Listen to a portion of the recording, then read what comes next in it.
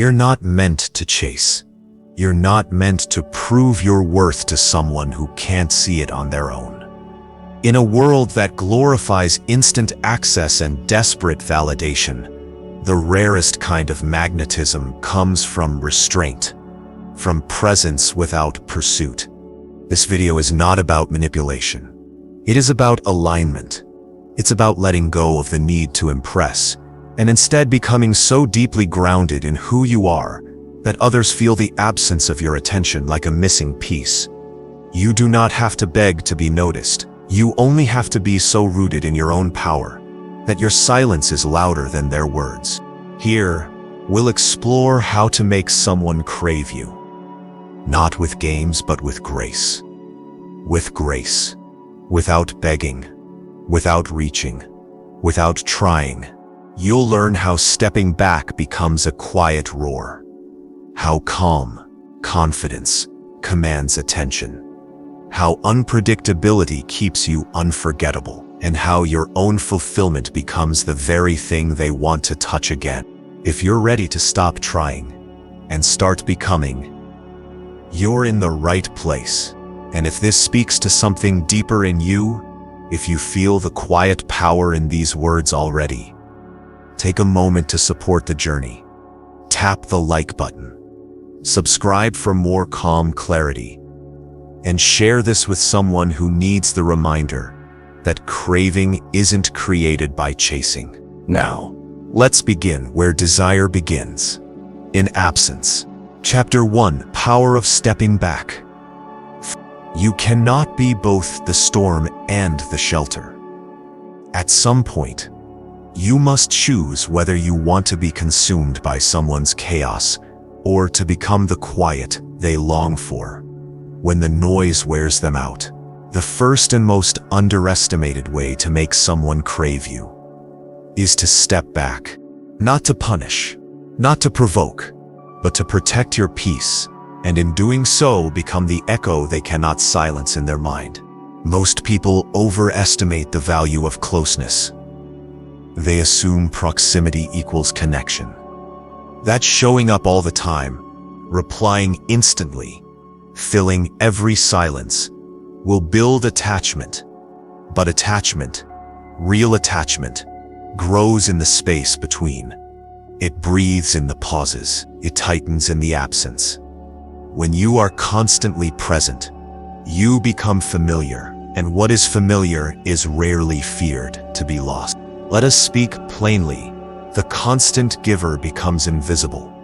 The over-explainer, the overreacher, the one who floods with energy, attention, and eagerness. They may be appreciated for a time, but they are not craved. Why? Because craving is born of contrast. It is the sting of missing what was once there. It is the reflection of value in the shadow of loss. When you step back, you create space. Not a void of bitterness, but a sacred distance that allows the other to feel your absence. And in that space, something strange happens. They start to wonder. They start to notice the subtle details they once overlooked. The way your presence felt like calm in a chaotic world. The way you listened without interrupting. The way your eyes didn't demand, but invited. All the moments they rushed past now rise to the surface, because there is nothing filling the silence to drown them out. Stepping back is not withdrawal, it is wisdom. It says, I am not available to be drained. It says, I know my worth, and I refuse to trade it for momentary attention. It says, you must come forward now, because I have gone still. And stillness is powerful. Stillness is magnetic. It is the opposite of chasing. It is anchoring. When you chase, you condition the other person to receive without reaching. When you step back, you reverse that rhythm. You challenge the dynamic. You allow them to wonder if they've miscalculated your value. Think of the ocean. When the tide pulls away, it reveals what's buried beneath. That is what your retreat does. It uncovers the truth. Do they care enough to move? Or were they only responding to your energy? Here is a truth, rarely spoken. Most people don't know what they truly want until it is no longer available. They mistake access for permanence. They assume presence means guarantee. But when you step back, not with cruelty, but with clarity, you disrupt that illusion. You remind them that your attention is a choice, not a default setting. And here's the thing. When you step back, you don't have to explain. You don't have to post vague quotes. You don't have to announce your boundaries with a trumpet blast. Silence is enough.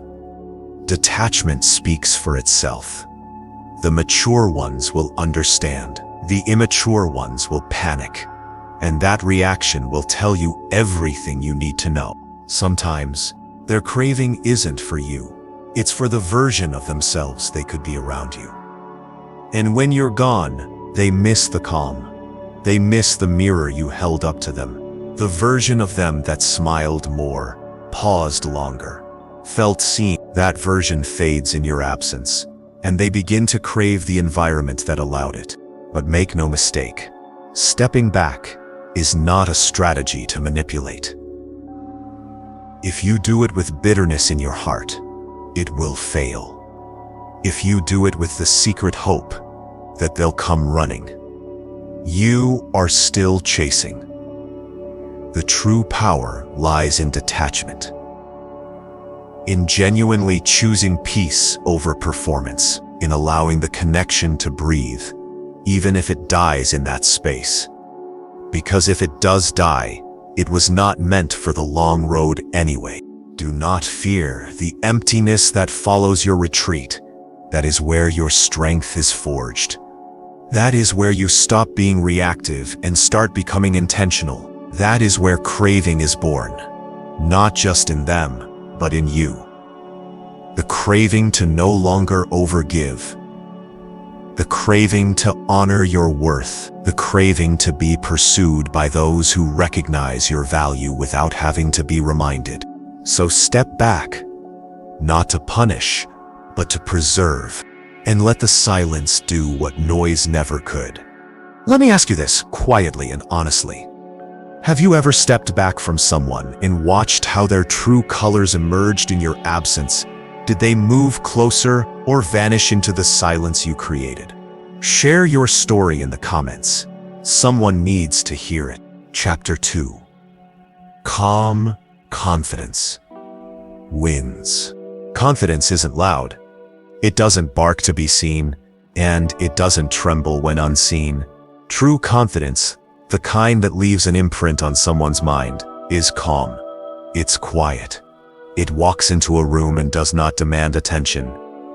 Yet attention drifts toward it like a flame draws the cold. That is the kind of confidence that makes others crave your presence long after you've stepped away. But let us be clear. Calm confidence is not arrogance disguised in stillness. It's not a mask, nor is it a posture built to impress. It's something internal, steady like the earth, silent like the stars. It is the comfort of being in your own skin, even when no one is looking, especially when no one is looking. It's in the way you do not rush to fill silences, in how you hold eye contact, not to challenge but to simply remain. It's in your voice, slow, unhurried, as if you are not trying to win a race, but simply enjoy the walk. It's in how you let others speak without interruption, and how your own words arrive like measured stones in a stream, smooth, few, and well-placed. You see, calm confidence makes people lean in. It makes them curious. When you do not overshare, they wonder what you're thinking. When you're not easily shaken, they want to know what anchors you. And when you do speak, it's not out of nervousness or a need to please. It's because you've observed enough to speak with substance. That kind of energy is magnetic. Because in a world obsessed with urgency, loud opinions, and restless movement, someone who moves with calm precision becomes unforgettable. It's also unsettling to those who are used to control. When someone cannot read you, they cannot manage you. And when they cannot manage you, they are forced to decide whether they want to meet you on your level or fall back into their noise. Understand this. Most people are not used to others who need nothing. When you are not begging for validation, when you are not seeking permission to feel whole, it shifts the dynamic. Calm confidence does not need to be praised. To stay steady, it doesn't shrink in the presence of beauty, or power, or performance. It simply stays unmoved. There is power in being the one who doesn't flinch. In dating, this matters more than we often admit, because attraction isn't just about appearance. It's about emotion. It's about who makes us feel grounded, who unsettles our patterns, who awakens something we didn't realize we were missing. And nothing awakens curiosity like someone who doesn't try too hard to be liked. When you show up fully, as yourself, quiet, intentional, unbothered, the game changes. Suddenly they're the one wondering why you're not reacting the way others do. Wondering why you're not pulling for their attention. Wondering why being around you feels safe, yet slightly disarming. This is the paradox of calm confidence. It disarms while it provokes. It soothes while it challenges. You are not indifferent, you're just rooted. And in being rooted, you make them question their own footing. But cultivating this isn't about pretending. It's not about mimicking some emotionless statue. True calm comes from deep internal work. It is built through discomfort, by learning how to sit with pain without panicking, how to face uncertainty without crumbling. It is forged through self-respect, through knowing that your worth is not dependent on how someone responds to you. Let me say it clearly. Calm confidence does not come from never being hurt. It comes from being hurt and no longer needing the world to make it right. And once you reach that point, it shows in your posture, in your choices, in how you let others come and go without losing yourself in their rhythm, in how you love, not to possess, but to offer freely and without force.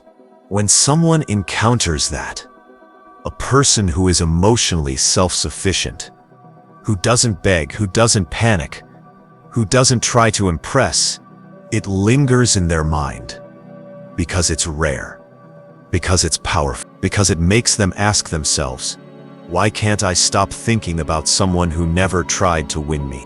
Because you didn't try. You simply were. And here's the secret. Calm confidence invites others to level up. It silently dares them to meet you where you are. Not through demands, not through tests, but through example. You are the standard, not the judge, not the beggar, not the performer, the example. And in your presence, they begin to notice the contrast. They feel their own insecurities rising. Not because you triggered them, but because you didn't feed them. You didn't dance around their ego. You didn't shrink to soothe them. You just stayed calm. That calm becomes a mirror. And not everyone will like what they see. Some will be drawn to it, magnetized, humbled, fascinated. Others will feel exposed and try to pull you into their chaos. But the difference now is that you won't follow. Because when you live from this place, you don't need to prove that you are enough. You've already accepted it. You've stopped trying to convince someone to choose you. You know that anyone who needs convincing will never value you properly. and that anyone who recognizes your energy, your centered, unbothered presence, will never let you slip away easily. You are no longer performing. You are no longer trying. You are no longer begging for closeness. You are simply existing, fully. And that is what makes people crave you. There is something I want you to try right now. If the words I've spoken echo somewhere deep in you, write this in the comments, not for me, but for yourself. I will not beg to be seen. I will be seen because I no longer need to be. Let those words root into your bones. And if you've ever felt the difference between a moment when you were trying to impress and a moment when you simply were, share what changed. You might just help someone rediscover their stillness. Chapter 3. Unpredictability sparks interest. Familiarity breeds comfort. But comfort, left unchecked, breeds indifference. This is the quiet truth many never speak aloud, that most people lose interest not because you did something wrong, but because you became too easy to read. Predictability may build security, but unpredictability builds attraction. It teases the senses, challenges assumptions, and keeps the mind active long after you've left the room. And that's the key. Craving doesn't come from knowing what you'll do next. It comes from never quite being able to pin you down. Now, don't mistake this for inconsistency. We're not talking about flakiness, hot and cold behavior, or confusing manipulation. True unpredictability, the kind that ignites fascination, is not chaos. It is controlled mystery. It is depth revealed slowly, in layers, with timing and intention. It is the art of being both familiar and unknown. Present, yet distant. Kind, yet sovereign. Seen, but never fully revealed. There's a reason stories with twists linger longer than those that unfold exactly as expected. We remember what surprised us. We replay the moments we didn't see coming. That's how desire works. It's mental, emotional, spiritual.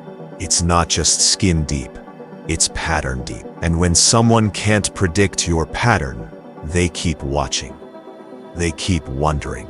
They stay engaged, hoping to catch the next spark. So how do you embody that? How do you cultivate a kind of unpredictability that invites curiosity rather than confusion? You start by stopping the performance. Most people try too hard to be predictable in order to be liked. They offer all their time, all their energy, all their words up front, too fast, too easily. They fear mystery because they confuse it with rejection. But mystery is not withholding love. It's giving it in rhythm, in melody, in a tempo that captivates rather than overwhelm. You must become someone who chooses when to be open, who speaks from truth, not obligation, who listens more than you speak, not because you're hiding, but because you're absorbing, because you're deciding what version of yourself is worth revealing in each moment. That discernment, that restraint, is the spark. You are not a show. You are a novel with too many pages to be read in one sitting. Now imagine this. You enter a room and do not smile automatically. Not because you're cold, but because you're present. Because you are taking in the energy before projecting yours. Your responses are slow, intentional. You do not rush to laugh. You do not speak unless it adds something real. You're warm. Yes, but not easily swayed. They don't know what you think yet. They don't know if you're impressed. And that alone makes them want to know more. This is not about being aloof. It's about being unreadable. Not out of insecurity, but out of self-possession. When someone cannot predict your reaction, they start to recalibrate their behavior. They become more intentional around you. They pay attention. They study you, not out of control, but out of respect. You've shifted the dynamic. You are no longer the one adjusting to them.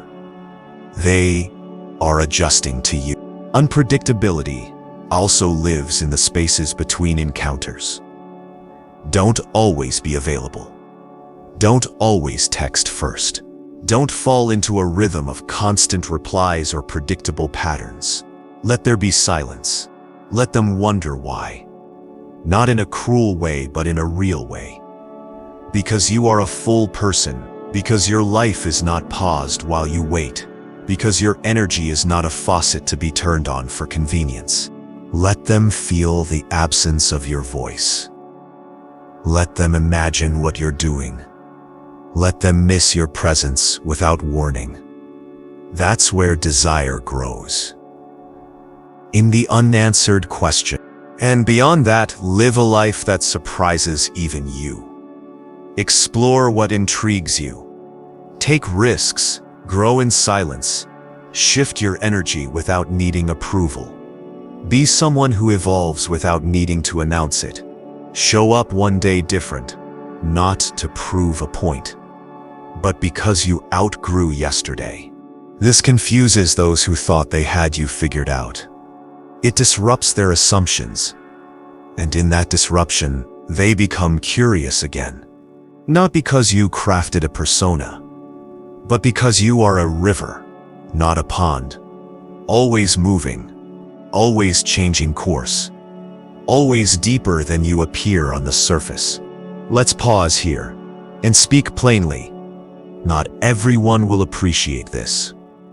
Some people crave certainty above all else. They want routine, reassurance, predictability. They don't want to think. They want to rest in the illusion of control. And that's okay, but if your presence sparks desire, rather than just comfort, you must accept that you are not for everyone. You are for those who find beauty in growth, in depth, in the unknown. Unpredictability, at its highest, is a form of grace. You don't do it for attention. You do it because you are too alive to be frozen in a script. Too present to be controlled by expectations. Too aware of your own evolution to pretend you are static. And that makes you addictive. Because people remember what they can't replicate. They remember what felt spontaneous, unscripted, alive. You become a memory in motion. A mystery that walked into their life, stirred something ancient in them, and left before they could fully grasp it. That is the moment they crave. That is the story they replay. That is the heartbeat that lingers long after the noise fades.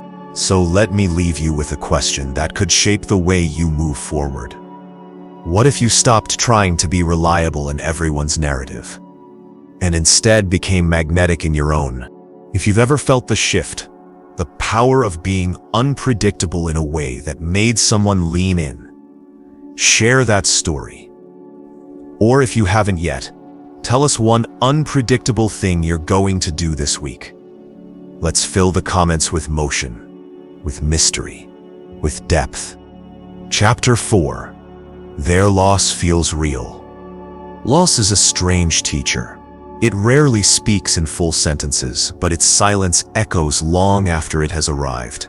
And the deepest losses are not always tied to dramatic exits or grand farewells. Often they're the quiet kind. The realization that something once taken for granted has slipped beyond reach and may never return. You want to make them crave you without trying? Then don't punish.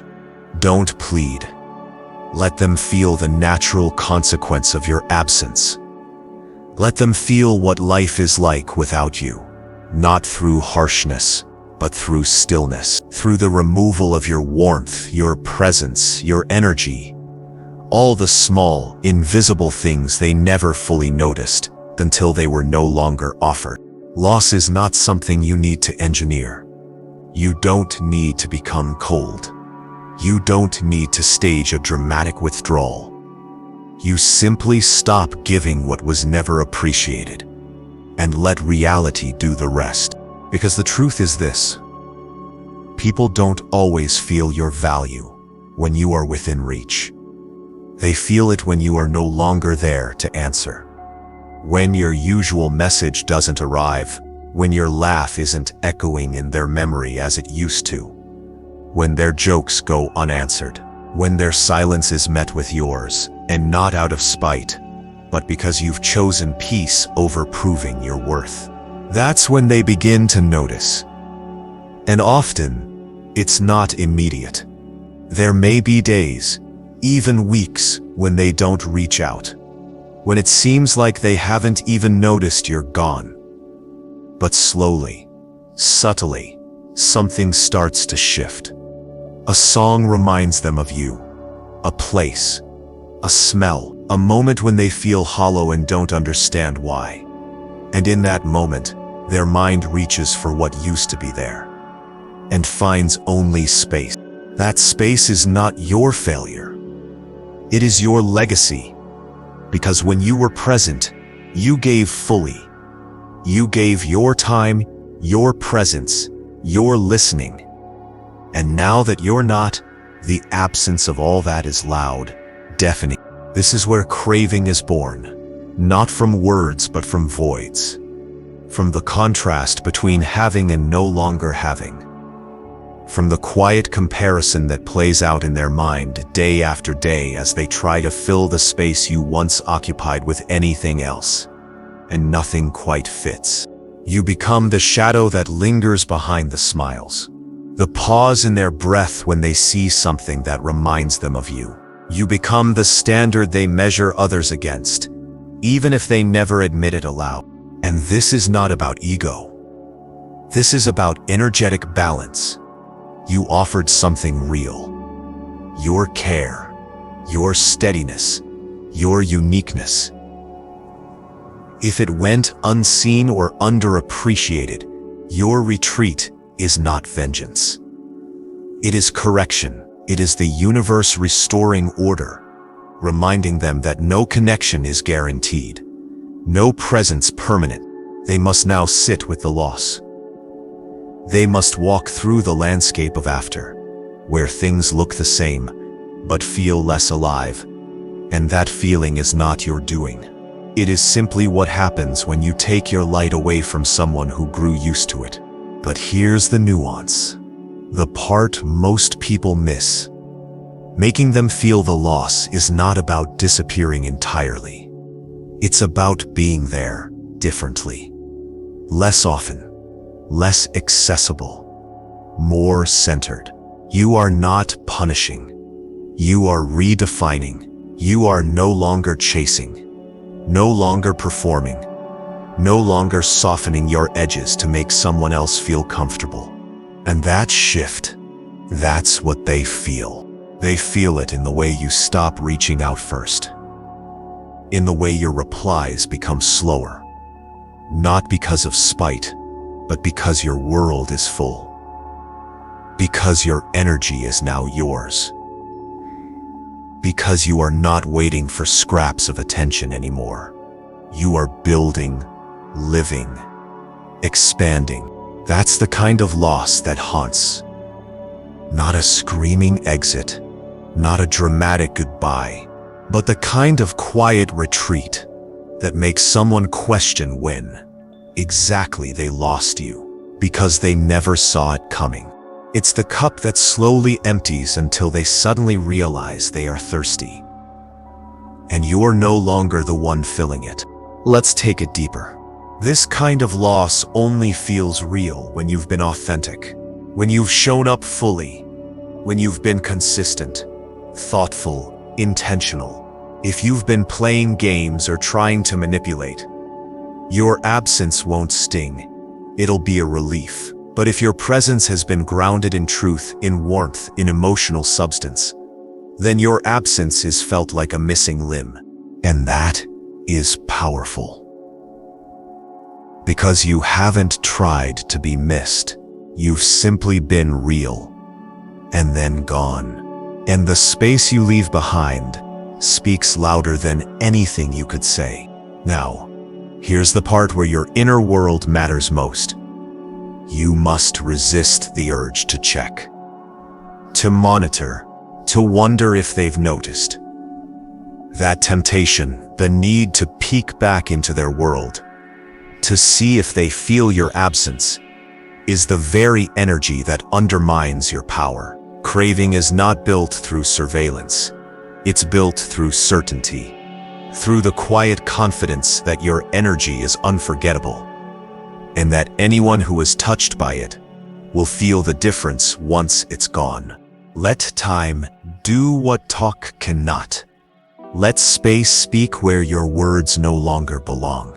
And perhaps they'll reach out. Perhaps they won't. But that's no longer the point.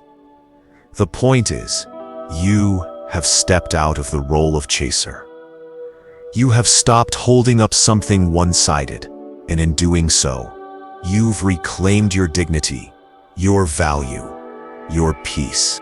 And maybe, just maybe, they will sit in that silence one night. No distractions, no noise, and they will feel it. That ache, that missing piece. And they will finally realize you were the one thing they never should have taken for granted. Let that be enough. Not because you need to be wanted, but because you deserve to be remembered with reverence. Let me ask you something real, something vulnerable. Have you ever been the one to step back and watch someone slowly realize what they lost? What did it feel like? Not just for them, but for you. If you're open to it, write about it in the comments. Let others witness that quiet power. Chapter 5. Your fulfillment shines. There is a certain glow that can't be faked. It's not the kind that comes from attention or applause, not the fleeting shimmer of validation or desire. No, the glow we're speaking of here is deeper, subtler. It doesn't beg to be seen, but when it is, it cannot be ignored. It's the kind of radiance that emerges when you no longer orbit someone else's approval, and instead revolve around your own center. When you become fulfilled, truly deeply fulfilled, you become magnetic, not because of what you do for others, not because you contort yourself into something they want, but because you carry something rare in this world: contentment, stillness. A quiet kind of joy that isn't loud or boastful, but alive. That's what draws people in. That's what makes them crave your presence. Because most people are starving for peace, and when they sense it in you, they want to taste it again. Fulfillment, then, is not a performance. It's not a curated feed or a crafted persona. It's not pretending to be over someone or acting unbothered.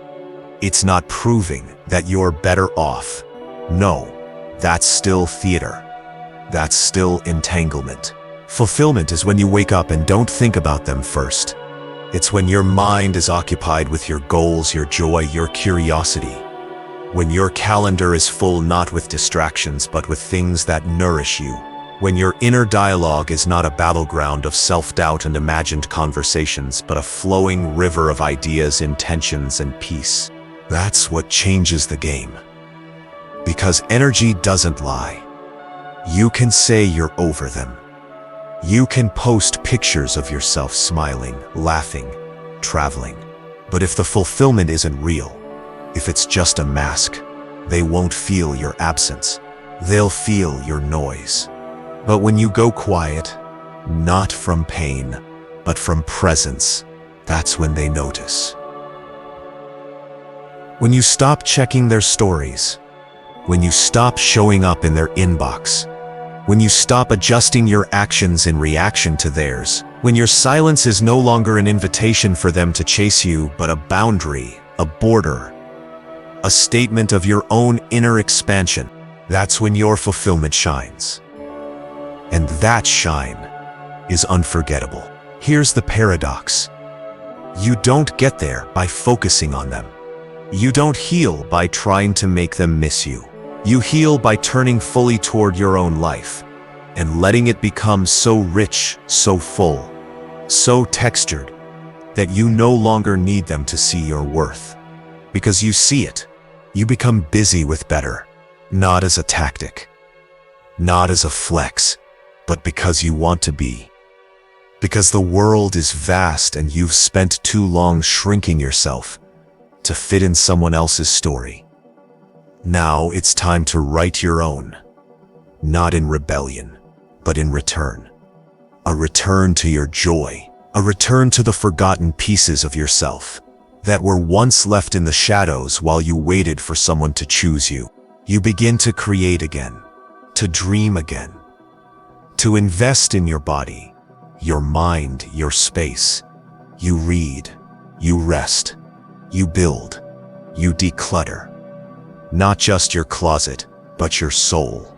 You pull your energy back from old fantasies and misplaced hopes, and you rewrite it into something real, something now, something you. And slowly, without fanfare, you become different. Not in an obvious way, not overnight, but your presence shifts. Your laughter becomes lighter, your gaze less searching. You begin to inhabit yourself again, not as someone recovering from loss, but as someone returning home. Now listen closely. This kind of glow cannot be ignored. It reaches people. It stirs them. It makes them pause in the middle of their day and think, why do they seem so different? And that thought, that wondering, it becomes the seed of craving. Because it's not just that they miss you, it's that they don't understand who you've become, and they want to.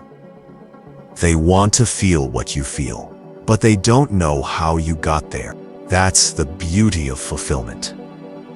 It's not competitive. It doesn't scream, look at me.